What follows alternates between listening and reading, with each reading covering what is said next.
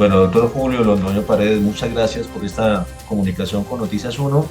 Y de entrada, bueno, ayer toma posesión finalmente Nicolás Maduro en frente de algunas personalidades, no muchos mandatarios eh, o de países que de alguna forma esperaba que se reuniera con ellos y estuvieran allí presentes. ¿Cómo podría leerse precisamente esta posesión a pesar de la oposición que se ha hecho desde el exterior e incluso desde Colombia? Yo creo que el señor Maduro cometió ayer un enorme error, que fue la orden que se dio en un momento determinado o la iniciativa que tomaron en un momento determinado unos policías o matones de la administración, del gobierno, e interceptaron y se llevaron a Corina Machado. Yo creo que eso es un error tremendo, porque generó inmediatamente una reacción mundial frente a Maduro, frente a su régimen y un respaldo tácito o expreso a la señora Corina Machado y al señor Edmundo González. Eh, de otra parte, pienso que obviamente eh, asistieron los que debían asistir, los mandatarios de Nicaragua y de Cuba en primera instancia. Y naturalmente, en una condición un poco menor, representantes de la Duma rusa y de la Asamblea Popular de China. Eso es en términos generales lo que se ha visto. Eh, y naturalmente el señor Maduro esperaba seguramente que hubiera una asistencia más importante a su posesión. Bueno, doctor Mauricio, muchas gracias por esta comunicación con Noticias Uno y queríamos preguntarle desde su análisis y su experiencia después de la posesión de Nicolás Maduro, cómo ve esas expresiones de oposición internacionales, pero también desde Colombia. Bueno, yo creo que esto básicamente nos muestra una suerte de paradoja y es que hay más polarización afuera de Venezuela que adentro de Venezuela. Yo creo que adentro de Venezuela ya están los consensos. Yo creo que la mayoría de la gente quiere un cambio. Creo que la mayoría de la gente quiere una transición económica. Yo creo que la mayoría de la gente quiere que se levanten las sanciones. Luego me parece que hay una discusión respecto a cómo es ese cambio, cómo va a ser esa transición. Afuera, en cambio, sí me parece que hay una marcada polarización.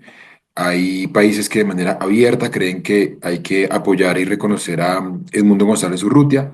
Hay países que creen que no se puede reconocer a Maduro sin necesariamente apoyar del todo a González Urrutia, como en el caso de Chile. Y luego me parece que hay países que, reconociendo a Maduro, creen que hay que impulsar un proceso de negociación, como en el caso de México, como en el caso de Brasil y como en el caso de Colombia. Esto demuestra un continente muy dividido y que seguramente no va a encontrar un consenso en el corto plazo. Con esto uno podría decir que Maduro, a pesar de que hemos hablado desde el año pasado cuando hubo las elecciones, uno podría pensar que Maduro se sigue quedando solo más allá de los bloqueos que conocemos internacionales.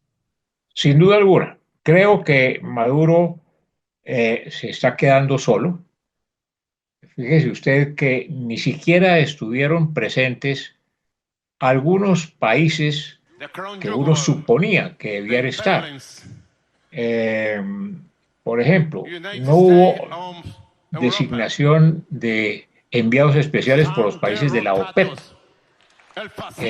cosa que es significativa, siendo pues Venezuela miembro de esa organización. Y así, entonces, creo que Maduro se ha ido quedando solo. El hecho de ayer fue significativo. Eh, creo que cuando la camarilla del señor Maduro se dio cuenta del error que se había cometido por parte de algunos esbirros del gobierno al capturar a Corina Machado, dieron inmediatamente la orden de suspender la acción, pero era ya muy tarde. el mundo se movió en muy pocos minutos en contra de Maduro, en contra del régimen y en contra de la administración. Por lo tanto, la seguridad que tenía el señor Maduro de continuar hasta el año 2031 ahora es una incógnita. Muchos están apostando que en las condiciones actuales va a ser difícil que él pueda mantenerse durante todo este tiempo, 6 años, en el poder en una forma más o menos tranquila. Desde hace mucho tiempo, desde que hubo la elección de Venezuela, que dio pues Maduro como ganador oficialmente, pues se ha hablado de todo esto. Finalmente llega la posesión, pareciera que no hubo ningún cambio, o que mucha gente estaba esperando algún cambio, incluso algún conflicto con países como Colombia, y no se dio. ¿Cómo queda el panorama ahorita? Yo creo que es muy difícil para Maduro mantenerse 6 años. Yo entiendo la lógica de la gente. La gente dice, esto siempre ha pasado en Venezuela. Cuando Maduro le ganó la elección a Capriles, por allá hace más de 10 años, hace 12 años, Capriles y la oposición no reconoció. En el 2018, pues de hecho la oposición ni siquiera se presentó, pero a diferencia del pasado, me parece que aquí ya hay una disidencia dentro del chavismo y esto es un elemento nuevo, ya hay sectores muy cercanos al PSUV, es decir, al partido político que se funda en el proceso de revolución bolivariana, que no están contentos con Maduro. Me parece además a mí que esta vez, a diferencia del pasado, el argumento por excelencia del chavismo siempre fue las elecciones, ¿no? Siempre ganamos las elecciones, presentaban las actas, esta vez al no haber presentado las pruebas de que efectivamente ganaron, me parece que hay un manto de duda que va a ser muy difícil de superar. Eh, y me parece a mí, en tercer lugar, un mandato tan largo de una persona que lleva ahí con semejantes niveles de desgaste. Una cosa era en el 2013, en el 2014, la figura de Nicolás Maduro estaba recibiendo el poder de la mano de Chávez. Otra cosa era el 18, el país venía de una severa crisis y de muchas divisiones, la misma oposición lo estaba. Yo creo que esta vez la correlación de fuerzas está mucho más equilibrada y me parece que para el oficialismo, aunque no va a haber un cambio en el corto plazo, yo no creo que Maduro pueda seguir un mandato de 6 años. Doctor Julio, ¿cómo queda Colombia? Usted que tiene esa experiencia en materia diplomática, ¿cómo queda Colombia frente al mensaje ambiguo que envió el presidente Petro de alguna forma no reconocer, de no asistir hasta que no se muestren los certificados, pero que al mismo tiempo se envía al embajador para que asista a la posesión? Primero, yo creo que afortunadamente el señor Petro no asistió, porque si Petro hubiera asistido, hubiera sido para él un error político fabuloso, tremendo, que hubiera tenido consecuencias políticas sumamente serias para él y para su movimiento en el futuro inmediato en Colombia. De otra parte, seguramente lo lógico hubiera sido que no se le hubiera dicho al embajador, porque el embajador está allá, se le hubiera dicho al embajador que no asistiera, que asistiera un funcionario subalterno o que no asistiera nadie. En esa cantidad de gente que había, el hecho de que estuviera o no estuviera no era significativo. Lo importante, a mi juicio, era que de todas maneras no se fueran a romper o se fueran a afectar las relaciones consulares y las relaciones diplomáticas entre los dos países, porque el precio que se paga por eso es muy grande para colombianos en Venezuela y para colombianos en territorio colombiano, fuera de los 3 millones de venezolanos que se encuentran en nuestro territorio. ¿Qué puede pasar, según su análisis, qué puede pasar si Edmundo González finalmente se aparece, como ha dicho en redes sociales, y que hace una posesión tal vez simbólica o como ellos lo pretenden hacer? ¿Qué puede pasar si eso llega a ocurrir?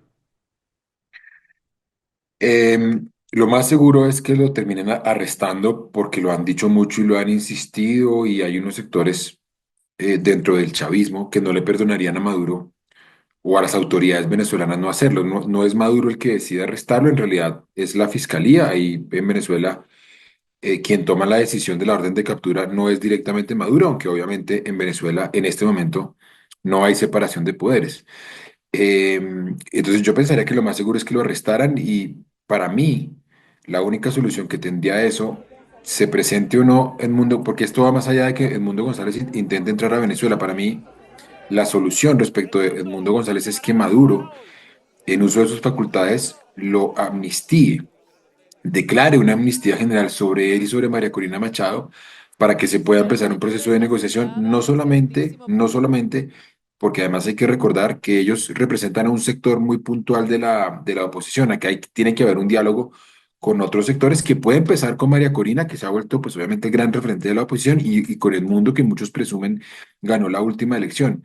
Sin esa amnistía, yo creo que va a haber una tensión constante, pero no tengo dudas de que si Edmundo González entra a Venezuela, sería capturado y eso solamente empeoraría una situación que ya es de por sí muy compleja. Yo creo que simplemente lo detienen. El gobierno de el señor Maduro no puede hacer nada diferente que detenerlo.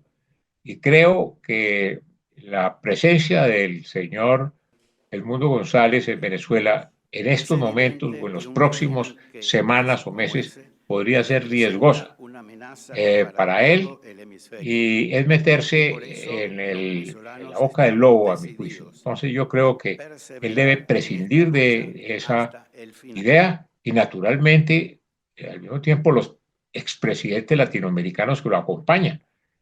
Es un riesgo innecesario y que no tendría mayor efecto.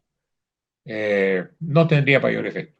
El señor Edmundo González se puede posesionar en cualquier otra parte, en cualquier otra condición, pero no tomar el riesgo por ahora de ingresar a Venezuela, porque el gobierno del señor, el régimen del señor Maduro está a la expectativa y está expectante. Él, todas las milicias que tiene, los grupos, etcétera, las milicias bolivarianas y las Fuerzas Armadas de Venezuela. Colombia debe impulsar o seguir impulsando ese diálogo con la oposición, como lo hizo antes con Lula da Silva, con la presidencia de México, con otros países, para que Maduro se siente precisamente en ese diálogo. Yo creo que eso es improcedente. Y es improcedente porque los intentos de diálogo se han hecho en varias oportunidades y no tuvieron ningún resultado. Además, en este momento, ni la oposición, presidida por Corina Machado, ni el señor Maduro están de acuerdo en negociar, porque el señor Maduro dice que él ganó las elecciones y que él no va a transigir de hacer ninguna movimiento, darle colaboración, ni nada de esas cosas, y que él no va a ceder y que va a ser presidente hasta el año 2031. Y por su parte, la oposición dice, nosotros ganamos las elecciones, no tenemos nada que dialogar.